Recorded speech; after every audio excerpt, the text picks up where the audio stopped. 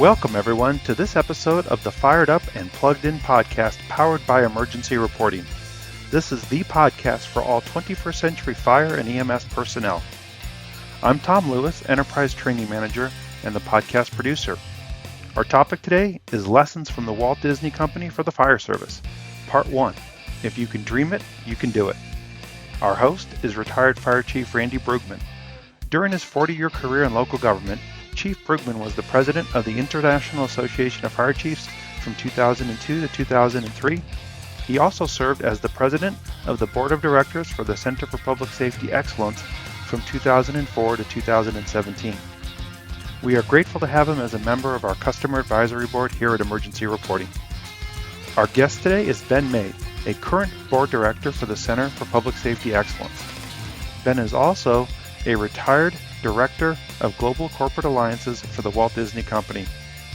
He's also been a firefighter in Hillendale, Maryland, and Fire Commissioner for the Woodinville, Washington Fire and Rescue.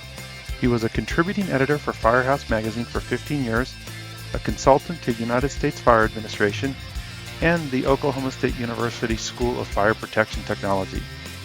He is a Phi Beta Kappa graduate of Oklahoma University with a Master's of Arts in International Communication from American University, and truly one of the nicest people you could ever encounter.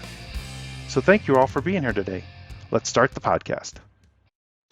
Thank you, Tom. Appreciate it. Good day, everyone, and welcome back to another session of Fired Up and Plugged In. And today it's a distinct honor to have Ben May, who, as Tom mentioned, retired from the Walt Disney Company in his role as a Global Director of Corporate Alliances. And I've known Ben for many, many years. He's a noted author on the topics of strategic marketing, using data to tell your story, brand equity, and brand development.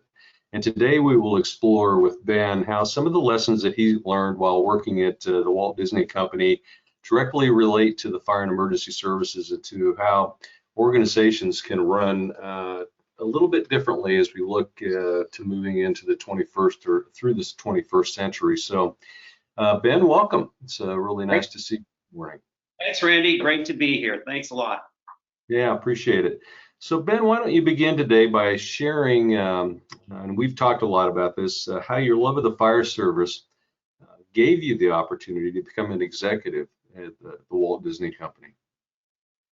Thanks, Randy. Well, that's the absolute truth. That's what happened, and it's a long story. When you get older, the stories get longer. So, and the way I speak, sometimes they do. But I'm from Oklahoma City, and from the time that I could ever remember, I always wanted to be a firefighter. My parents were divorced when I was 6. I was an only child, and my dad would come on Saturdays and take me to the fire stations in Oklahoma City, and he would pick me up and he'd take me down to California Street. And I can remember the first time I ever walked into the main fire station in Oklahoma City, my eyes bugged out. It was kind of like if I'd seen the Statue of Liberty for the first time. And he introduced me to the chief then. It was a gentleman named Ben Dancy. And I can remember Ben was a fire chief's fire chief, and he made models of fire engines in his office. And he was one of these guys that were get out into the street and was, with a white helmet and was directing operations. He was really for the whole department. And my dad would take me from the main station every weekend to Station 40. And when we finished at Station 40, he would say, well, what do you want to do next weekend? And I'd say, go to Station 1, And so I carried this with me my entire life, and or as a young guy. It was a dream, and I went to prep school in Oklahoma City, and at the time, this was in the 60s, so it was being a firefighter was a little bit, it was definitely a blue collar job, and it was something that, eventually my mother would say, well, you need to think about something else. You've got this education, things like that really absolutely have no application today. And it didn't matter. But anyway, one thing led to the other, and finally I was good in languages, and so I went into languages. But I always kept the dream of the fire service. I just wasn't sure how I was going to get to it. And I moved from Oklahoma City to D.C., got my master's degree in the Russian language, actually, and then I got into the wine business, and because at the time it was very difficult to get into the fire department, and I still had this thing. Well, I couldn't make up my mind. I wasn't sure. Sometimes when you have a dream, and you get to the point of fulfilling it, you can freeze up sometimes, and I think that might have happened to me. But I went ahead and became a volunteer, got into rookie school, did really well, and but I was making a living now, and I had 2 kids, and I had to get going. So I learned everything. I never wanted to go into marketing or sales. People said, well, you seem to be good at it, and I didn't really care. But then I started to understand that if I really studied this stuff, maybe I could get good at it. So I started to study it like it was a course in college, and I got pretty good at it, but I never lost the idea of the fire department. And one day, I was reading the Washington Post, and at that time, Warren Eastman was the chief of Fairfax County. Mm-hmm. And in there was an article, and it said, Chief Eastman is never in his jurisdiction. He's out on the road teaching about hazmat, because he was the foremost authority of hazmat at the time. And I was that kind of got me upset, because I knew he was a good leader, because he was in Montgomery County at one time. And I wrote an op-ed in the Washington Post, and I basically said the reason he is out of his jurisdiction is because he's the foremost expert on hazmat, and he has great deputy chiefs. He's a good leader. Yeah. So he read it, and he called me. And he said, I want to meet you, So I go there, and I give him my, well, tell me about yourself, and I tell him and everything. And I said, I don't know what to do, Chief, but I know I love the fire department. I want to do something. And he says, you could be a firefighter. I mean, that's, if that's what you want to do. But he says, somebody needs to tell people what we do. People don't understand what we're about.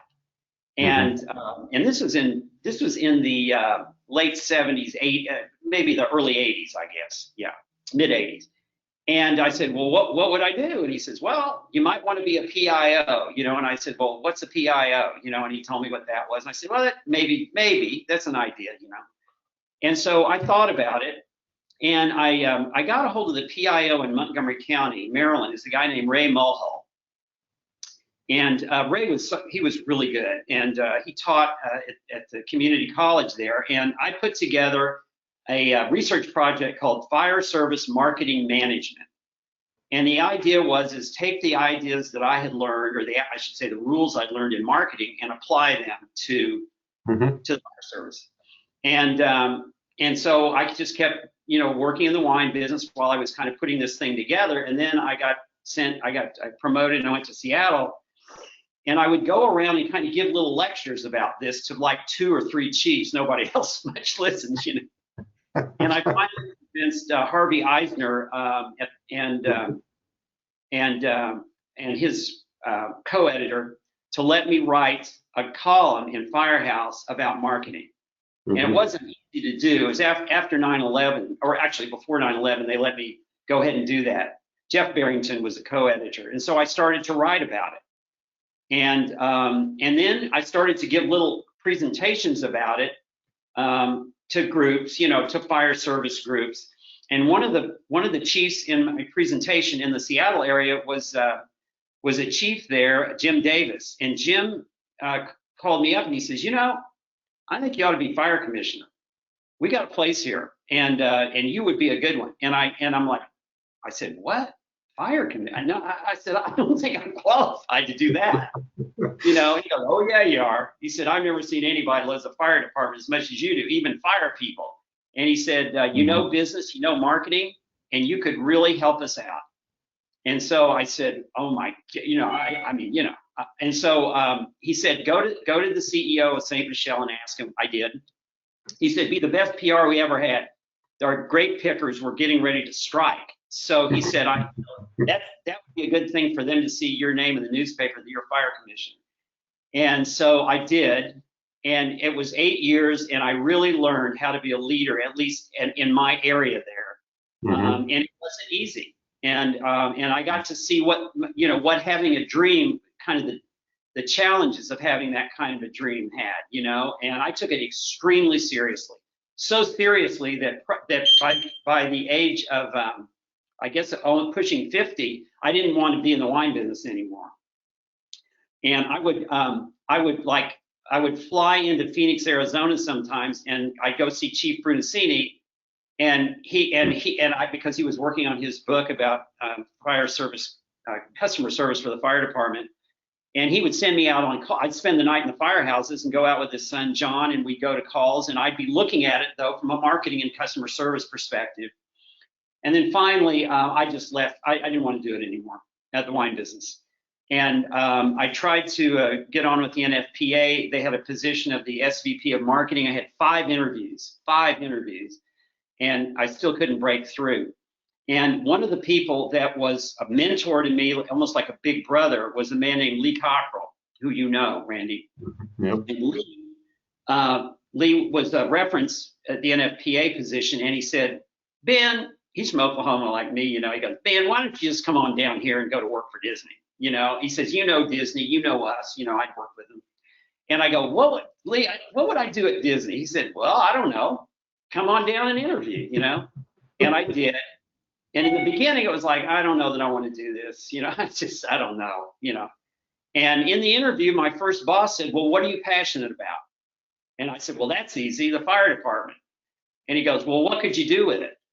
And I said, what do you mean? What could I do? What could I do with it? Well, you must have some ideas about it. And I started pontificating about, well, what the fire problem is in the United States. And, I started talking about it. And he goes, well, I'll tell you what, Ben, if you come up with a concept and an idea we can use, and you can get it funded, not with Disney money, we might just build an attraction dedicated to your passion of the fire department. How's that?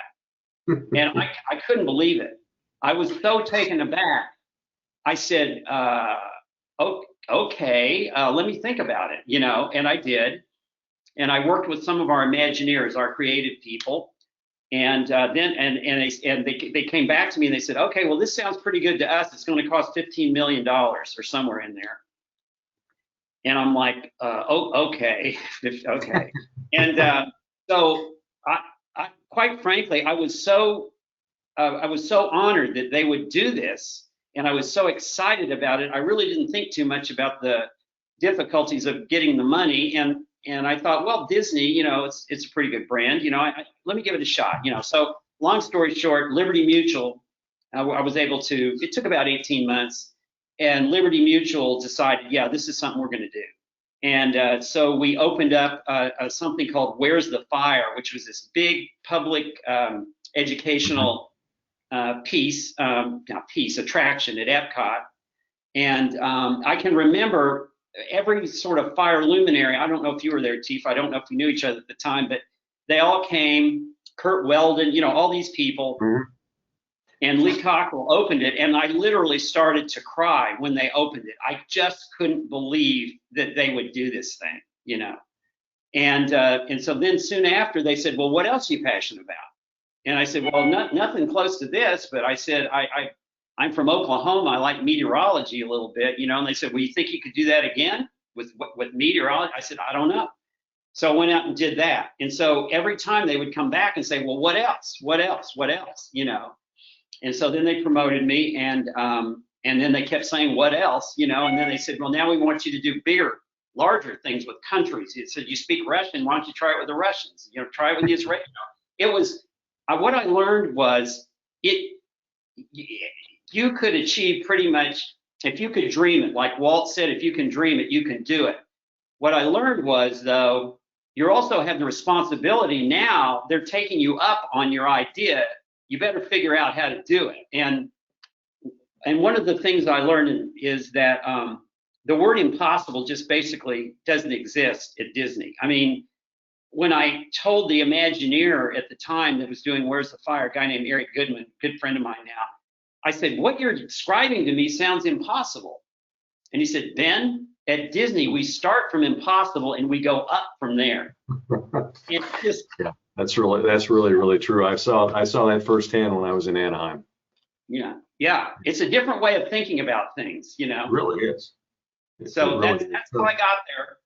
That's how I got there. So let's go back to Lee for just a second, because Lee, for those in the audience that may not know Lee Cockrell, he was a senior level executive with Disney. I think he had all of the operations at one time with Disney World.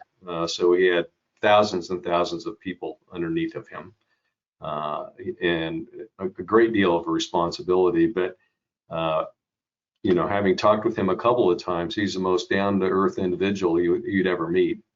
Awesome speaker, excellent writer. He's got several books out. I would encourage the audience to look him up, because he is truly an exceptional leader. And I think what you pointed out was that Disney has the ability, and especially people like Lee, to actually find talent, and then instead of directing them to what he wants to do, he's using your skill set and the love that you had for the fire service, meteorology, whatever else, and say, we're going to tap into your leadership and your love, and we're going to use that and help you to move forward from the perspective of what you wanted to do. So what do you think about that? Do you see that happening throughout the Disney Corporation as well? Yes. Two answers to that. I do. Lee was with Marriott for a long time, and Lee became my male role model, because, as I said, growing up, my dad had left. He was a lot older than me, and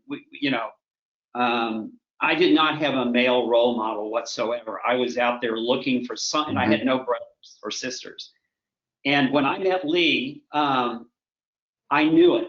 I knew right away, and just by complete coincidence, we're both from Oklahoma. I have no idea, And I basically just said to him, whatever you do, I'm going to do it. And at the time, I was in the wine business, and I was late for meetings. I was a mess. I was, like they say, a hot mess. And he taught me how to do time management, and I would just sit in his lectures on time management until I got it down. Everything Lee did, I did. Up within my own area. And he became like my big brother to this day. He just lives up the street, and we really developed a great relationship that we still have. It's been 30 years now. And so when I got there, the first thing he did was he sent me a poster that shows Mickey and the firefighter, like right here. And he said, good luck, and when I got started with this whole thing. So he knew what was going on. And so he was truly a great Disney leader, and we have great leaders, but he was a great leader among great leaders, And so what I learned at Disney was that, first of all, you have the responsibility. If you can dream it, you're going to try to do it. The other thing I learned was, this is not, when you do something at Disney, this isn't like, oh, we'll try it. We try things. There's nothing wrong with that, and try and fail or whatever. But if you're going to take it on, and once Disney decides they're going to do it, it's going to be done, and it's going to be done at the highest level of quality you can imagine. And the other thing I learned was that representing the Walt Disney Company is not like representing something, at least for me, any other organization other than the fire department, quite frankly, because the brand, it has such a love that you have to really be careful about how you position the brand in the minds of the public, because they love it. And I could tell you stories, which I won't go into here, of times where there were mistakes made and the public went berserko because it just didn't work out. They had come to love Disney in that way.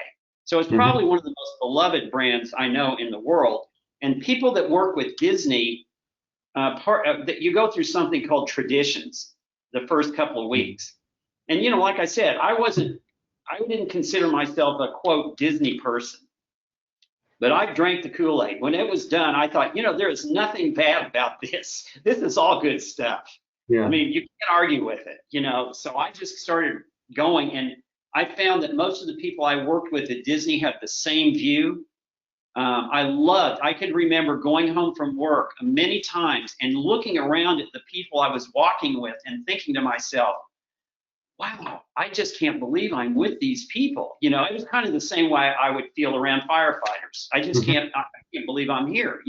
I'm among these people now. I'm one of them. And it really gave me a sense of pride, which helped me produce better for Disney. It just motivated me to do more, You brought up something that I think that's really important from a fire and emergency services perspective, and that's the fail forward concept.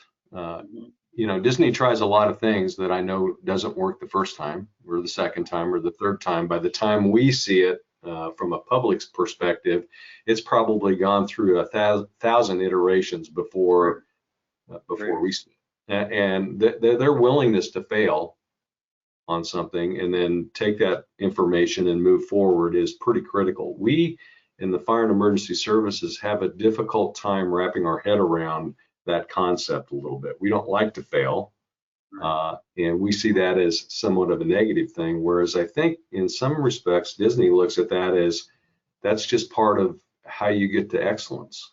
That's right. There's no question about it, and it's the reframing of it that you're alluding to. It's when I was trying to do when I would put together these alliances, I didn't actually realize that while I was spending the time trying to create the alliance and getting turned down so many times, that was part of the discipline of achieving the goal. It's like people, you've heard, I read some book one time called Learn to Love No. It's kind of like you got to get a lot of no's underneath your belt before you're going to get to the yes. But if you don't start doing that, you're not going to get there. So and it's the same way that you're describing it. You just say, okay, yep, that didn't work. Now let's go this way. Nope, that didn't work. Let's go this way. The main thing is you're moving in the direction. And sometimes, I must say this too, sometimes for me anyway, I would get to a point where it's like, I don't know if this is I'm not sure. How many more times do I need to go fail? How many times do I need to do this before? And my boss and my leaders would come back to me and say, well, what do you need? What do you need? And what will make it work better? How can we help you do that? And I've got to tell you, I never had one time in my entire career anyone say to me, I don't think that's a good idea. Maybe you need to think it through again. It was the opposite. And what that did was, and I think this could apply to the fire service very much so, is if you've been given the responsibility and the freedom to do something, now you got to go try to make it happen. And and so you have to go through those failures to be able to come back and go, yeah, let me try this again. On the other hand, I've had situations where I came up with a concept and I had to make the decision where I had millions of dollars sitting on the line that were going to be given to us, and I had to shut it down because it had to do with natural gas, and we put a deal together on energy, and part of it was leveraging the brand from companies that were in natural gas. They wanted to tell a much broader story, and they were willing to fund it. But then, if you remember, this fracking thing came down the line, and there was some real controversy up in Pennsylvania with it.